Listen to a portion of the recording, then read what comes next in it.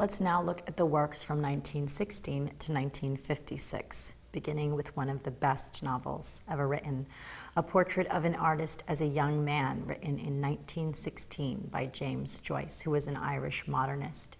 It talks about the story of the protagonist who is rebelling against the Catholic and Irish traditions that he was raised in, and so attempts to self-exile himself to Europe to explore his life. It's categorized as a Künstlerroman, which is translated as artist's novel, which means that it is the story of an artist's growth to maturity. Künstlerroman is a subgenre of the Bildungsroman, which I referenced earlier when speaking about Jane Eyre, that a Bildungsroman is a coming-of-age novel. So similar in that way, a Künstlerroman is similar to that in coming-of-age novel of an artist, where an artist kind of finds himself or finds his voice.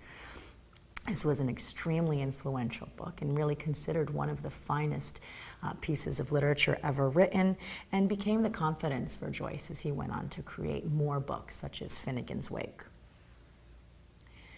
Wasteland was a long poem of 434 lines in 1922. It is considered one of the most important poems in modern history.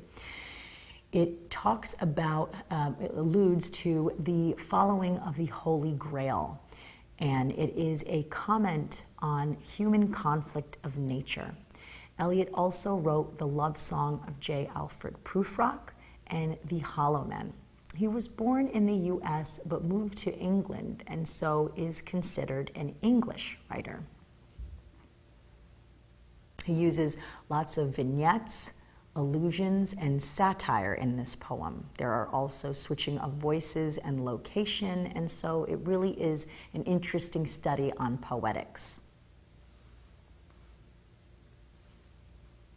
A Passage to India, published in 1924 by English author E.M. Forster. It was a novel set in the backdrop of the British colonialism in India under the British Raj and during the beginning of the Indian independence movement of the 1920s. It tells the story of a conflict and trial between a British woman and an Indian doctor. There is potentially, but not dramatized, an assault, and during the trial, where the Indian doctor is put on trial in the aftermath, it highlights the tensions between the colonists and the locals at the time, and the difference in prejudices between the British and the Indians. Forster also wrote A Room with a View, Howard's End, and The Longest Journey. Murder in the Cathedral is a play. It's one of 3 plays we're going to cover in this unit. It was written in 1935 by T.S. Eliot. It is a true account of the story of the assassination of Archbishop Thomas Becket in Canterbury Cathedral in 1170. Eliot follows the eyewitness account of Edward King, who was present in the cathedral at the time of the Archbishop's murder. The play talks about the human conflict of authority and the individual opposition to authority. It was written during the rise of fascism in Europe.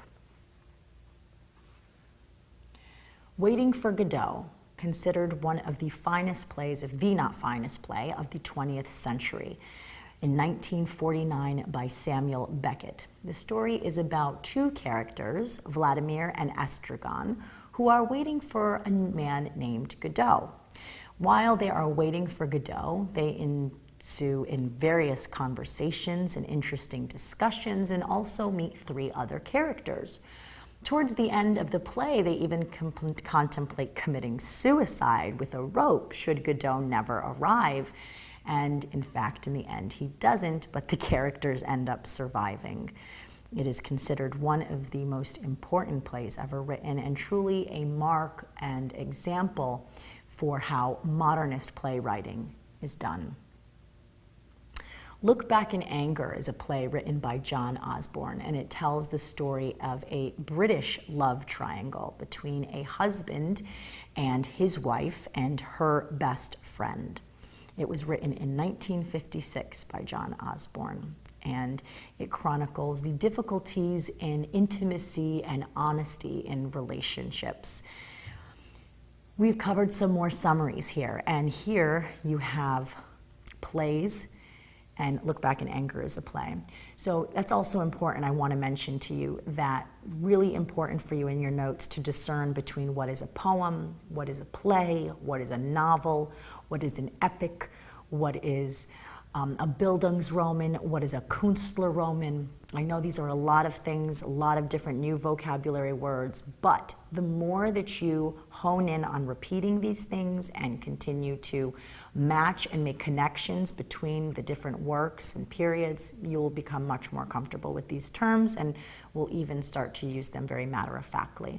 So take the questions at the end of this study guide and see how much you've learned so far.